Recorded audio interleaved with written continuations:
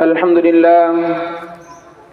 لله رب العالمين والعاقبة للمتقين والصلاة والسلام على سيد الأنبياء والمرسلين فأعوذ بالله من الشيطان الرجيم بسم الله الرحمن الرحيم إنما يخشى الله من عباده العلماء إن الله عزيز غفور صدق الله العظيم.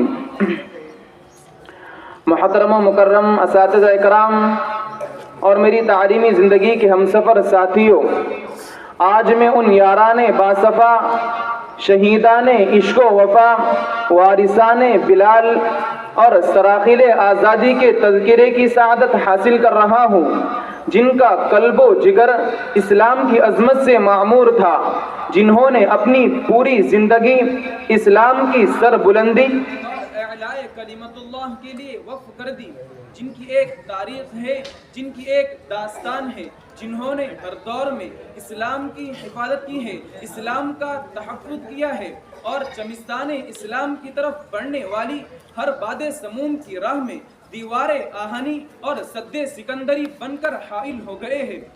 محترم حاضرین، اس چمستان عالم کا پتا پتا اور بوٹا بوٹا اس بات کا شاہد ہے کہ یہ طبقہ جنہوں نے تاریخ کے ہر نازک موڑ پر اس امت کی رہنمائی فرمائی ہے، یہ ان یاران باصفا اور شہیدان عشق و وفا کا قافلہ ہے، جنہوں نے ہر دور میں باطل کا مقابلہ کیا. جب بھی باطل نے حق کو چیلنج کیا، انہوں نے اس کے چیلنج کو قبول کیا، انہوں نے جانیں تو دے دی مگر باطل کو کبھی پیٹ نہ دکھائی، انہوں نے گردنیں کٹا دی مگر پرچم اسلام کو گرنے نہ دیا. غرض یہ کہ انہوں نے ہر محاذ پر باطل کا مقابلہ کیا اور ہر طرح سے مقابلہ کیا. جب ضرورت پڑی تو گولی چلائی، ضرورت پڑی تو تلوار چلائی، تلوار پھینکی، قلم اٹھایا، اور جب ضرورت پڑی تو اپنی قوم کے ننھے ننھے نونہالوں کی تربیت و اصلاح فرما کر باطل کے لیے دیوار آہنی اور فولادی لشکر بنا دیا. آج میں انہی جیالوں اور سرفروشان اسلام کی تھوڑی سی تاریخ اور ادنا سی جھلک دکھانا چاہتا ہوں کہ انہوں نے جنگ آزادی میں کیا کارنامہ انجام دیا اور ان کا کیا مقام رہا. محترم حاضرین، جب ہندوستان کی مقدس سرزمین پر انگریزوں کا ناپاک سایہ پڑا اور وہ اپنی شاطرانہ چالوں سے یہاں کے مالک بن بیٹھے، جب باشندگان ہند پر طرح طرح کے ظلم و ستم کے پہاڑ توڑے جانے لگے، جب ہندوستانیوں کو غلام بنایا جانے لگا، تو ایسے نازک وقت میں سب سے پہلے جس شخص نے علم بغاوت بلند کیا وہ محدث کبیر، امام جلیل، رئیس الاولیاء، فخر چمن، محرم فن، نازش وطن شاہ عبد العزیز ابن ولی اللہ محدث دہلوی ہے. یہ وہی مرد مجاہد اور درویش خدا ہے جس نے وقت سے بہت پہلے مسلمانوں کے نصب العین کا اعلان فرما دیا تھا. محترم حاضرین، اگر ہندوستان کی جنگ آزادی میں علماء حصہ نہ لیتے تو ہندوستان کبھی بھی آزاد نہ ہوتا.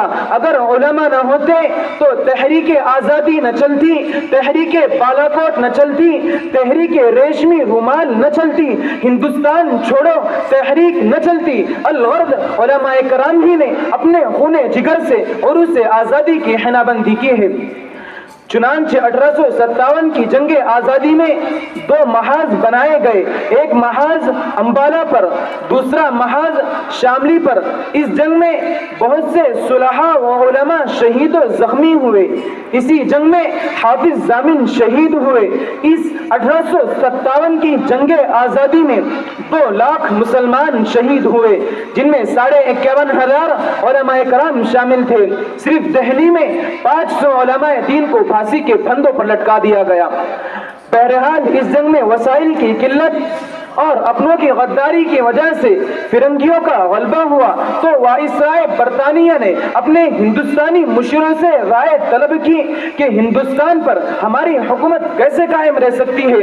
تو اس کے مشیروں نے جو رپورٹ پیش کی اس میں وہ لکھتے ہیں کہ ہندوستان میں سب سے زیادہ بیدار مسلمان ہے اور جنگ آزادی صرف مسلمانوں نے لڑی ہے. جب تک مسلمانوں میں جذبہ جہاد موجود ہے اس وقت تک ہم لوگ ان پر حکومت نہیں کر سکتے. اور جذبے جہاد کے ختم کرنے سے پہلے ایک اور چیز کا ختم کرنا ضروری ہے، اور وہ یہ ہے کہ ہندوستان سے علماء اور قرآن کو ختم کر دیا جائے۔ چنانچہ 1861 میں بدبخت انگریزوں نے 3 لاکھ قرآن کریم کے نسخے جلائے۔ اس کے بعد علماء کو ختم کرنے کا فیصلہ کیا۔ انگریز مورخ مسٹر ایڈورڈ ٹامسن اپنی یادداشت میں لکھتا ہے کہ 1864 سے لے کر 1866 تک انگریزوں نے علماء کو ختم کرنے کا فیصلہ کیا۔ یہ 3 سال ہندوستان کی تاریخ کے بڑے المناک سال ہیں۔ ان 3 سالوں میں بدبخت اور کمینے انگریزوں نے 14,000 علماء کرام کو تختے دار پر لٹکا دیا۔ ٹامسن کہتا ہے کہ دلی کی چاندنی چوک سے لے کر خیبر تک کوئی درخت ایسا نہ تھا کہ جس پر علماء کی گردنیں نہ لٹکی ہوئی ہو۔ ٹامسن کہتا ہے کہ علماء کے جسموں کو تانبے سے داغا گیا۔ ٹامسن کہتا ہے کہ علماء کو سوروں کی کھالوں میں بند کر کے جلتے ہوئے تنور میں ڈال دیا گیا۔ ٹامسن کہتا ہے کہ علماء کو ہاتھیوں پر کھڑا کر کے درختوں سے باندھ کر ہاتھیوں کو نیچے سے چلا دیا گیا۔ ٹامسن کہتا ہے کہ لاہور کی شاہی مسجد جس کے صحن میں انگریزوں نے پھانسی کا پھندا بنایا تھا، اس میں ایک ایک دن میں 80 علماء کو پھانسی دی جاتی تھی۔ ٹامسن کہتا ہے کہ لاہور کے دریائے راوی میں ایک ایک دن میں 80 علماء کو بوریوں میں بند کر کے ڈال دیا جاتا اور اوپر سے گولیوں کا نشانہ بنا دیا جاتا۔ ٹامسن کہتا ہے جب میں اپنے خیمے میں گیا تو مجھے مردار کی بدبو محسوس ہوئی، تو میں اپنے خیمے کے پیچھے چلا گیا تو کیا دیکھتا ہوں کہ آگ کے انگارے دہک رہے ہیں اور 40 علماء کو کپڑے اتار کر ان دہکتے ہوئے انگاروں میں ڈال دیا گیا۔ میرے دیکھتے ہی دیکھتے 40 اور علماء کو بلایا گیا، میرے سامنے ان کے کپڑے اتارے گئے۔ انگریز کہنے لگا، اے مولویوں، جس طرح ان 40 کو جلایا گیا ہے اسی طرح تمہیں بھی جلا دیا جائے گا۔ صرف تم میں سے ایک شخص یہ کہہ دو کہ 1857 کی جنگ آزادی میں ہم شریک نہیں تھے تو ابھی رہا کر دیتے ہیں۔ ٹامسن کہتا ہے مجھے پیدا کرنے والے کی قسم کوئی عالم ایسا نہ تھا، سارے کے سارے جلنے کے لیے تیار ہو گئے مگر کسی نے بھی گردن نہ جھکائی، کیونکہ سرفروشی کی تمنا اب ہمارے دل میں ہے، کیونکہ سرفروشی کی تمنا اب ہمارے دل میں ہے، دیکھنا ہے زور کتنا بازو قاتل میں ہے۔ وما علینا الا البلاغ۔